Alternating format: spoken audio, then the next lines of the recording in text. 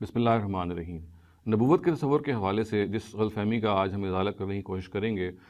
وہ یہ کانسیپٹ ہے کہ حضرت آدم جو ہیں وہ ایک بہت برتر مخلوق ہیں، اور ان کے نتیجے میں حضرت آدم کی جو پود ہے، ان کی جو پروجنی ہے، ان کی جو اولاد ہے، وہ ایک برتر مخلوق ہے اس لیے کہ فرشتوں نے حضرت آدم کو سجدہ کیا۔ گویا کہ مسجود ملائکہ ہونے کے ناطے، فرشتوں کے سجدے ہونے کے ناطے تفضیل آدم یعنی آدم کی سپیریورٹی کا ایک کانسیپٹ ہے جو ہمارے ہاں چلا آ رہا ہے، اور اس کے نتیجے میں یہ بات بیان کی جاتی ہے کہ یہ سپیریورٹی جو ہے وہ اس لیے حضرت آدم کو حاصل ہوئی کہ فرشتوں جیسی برتر مخلوق نے ان کو سجدہ کیا۔ دیکھیے، سب سے پہلے اور پھر یہ بھی بات بھی بیان کی جاتی ہے کہ یہ سجدہ کرنے کا باعث غالباً یہ بات بنی کہ کچھ نام تھے جو اللہ تعالیٰ نے حضرت آدم کو سکھائے، اور وہ فرشتوں کو معلوم نہیں تھے، اور فرشتوں کو جب یہ بتایا گیا کہ وہ نام ہیں جو خاص طور سے اللہ تعالیٰ نے آدم کو سکھائے ہیں، تو گویا کہ اس سے ان کی برتری ثابت ہو گئی فرشتوں پہ، اور ان کو کہا گیا کہ وہ سجدہ کریں۔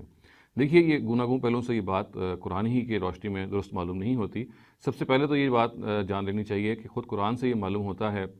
کہ سجدہ کرنے کا جو واقعہ ہے، یہ جہاں بعض اور جگہوں پہ بیان ہوا ہے قرآن مجید میں، اس سے یہ واضح ہوتا ہے کہ ناموں کو سکھانے کے بعد اس کی آدم کی برتری ثابت کرنے کے نتیجے میں یہ ان کو حکم نہیں دیا گیا تھا کہ وہ فرشتوں کو سجدہ کریں، بلکہ سورہ ہجر میں یہ جو الفاظ آتے ہیں بعض جگہوں پہ، بلکہ ایک متعین جگہ پہ، وہ یہ ہیں کہ اللہ تعالیٰ نے یہ کہا کہ میں ایک ہستی کو بنانا چاہتا ہوں، اور کھنکھناتی ہوئی مٹی سے اس کو میں بنانا چاہتا ہوں، سڑے ہوئے گارے کی کھنکھناتی مٹی سے، اور جب میں بنا لوں، میں اپنی روح کو پھونک دوں، اس کا تصفیہ کر لوں، تو پھر انہوں نے مخاطب کر کے کہا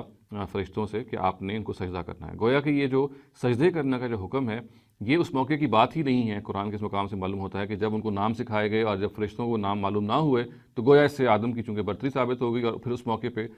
فرشتوں کو حکم دیا گیا کہ آپ سجدہ کریں۔ تو یہ سجدہ کرنے کا جو پورا واقعہ ہے، یہ خود قرآن سے معلوم ہوتا ہے کہ اللہ تعالیٰ نے حضرت آدم کی پیدائش سے پہلے ہی یہ کمیونیکیٹ کر دیا تھا فرشتوں کو، اور یہ بتا دیا تھا۔ اور اگر آپ تدبر سے ہم غور کریں تو یہ بھی معلوم ہوتا ہے کہ اصل میں جو بتانے کی وجہ تھی، اور اس پورے واقعے کو قرآن مجید میں بیان کرنے کی وجہ یہ تھی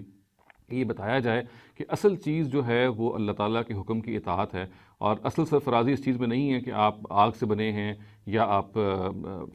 پانی سے بنے ہیں، یا آپ مٹی سے بنے ہیں، یا آپ نور سے بنے ہیں۔ ہمیں معلوم ہے کہ فرشتے جو ہیں وہ سب سے برتر مخلوق ہیں، وہ نوری ہیں، وہ نور سے بنے ہوئے ہیں۔ انہوں نے بھی اپنی انانیت کو قربان کرتے ہوئے اللہ تعالیٰ کے حکم پر حضرت آدم کو سجدہ کیا، اور یہ اس بات کی تعلیم تھی اصل میں کہ حضرت آدم کو اور ان کی وساطت سے ان کی پوری پروجنی کو، ان کی پوری اولاد کو، کہ اللہ تعالیٰ کے حکم کو ماننے میں سرفرازی ہے۔ اپنی انا کو ہمیں قربان کرتے رہنا چاہیے۔ ہم اپنے آپ کو بڑے سے بڑا بھی سمجھیں، کیوں نہ ہی سمجھیں، ہمیں اللہ تعالیٰ کے حکم پہ اپنے آپ کو بالکل سرفگندہ کر دینا چاہیے، اور یہ بالکل ایسے ہی ہے کہ جیسے فرشتوں نے کیا کہ وہ ایک برتر مخلوق تھی، مگر محض خداوند کے حکم کے نتیجے میں انہوں نے آدم کو سجدہ کیا۔ تو اس سے یہ تعلیم دی کہ آدم کو بھی یہ چاہیے کہ وہ اپنی انانیت کو قربان کرے اللہ تعالیٰ کے حکم کے آگے۔ جب بھی اللہ تعالیٰ کا حکم آئے تو سر تسلیم خم کرے، اور بالکل وہ رویہ اختیار کرے جو اس موقع پہ فرشتوں نے اختیار کیا تھا۔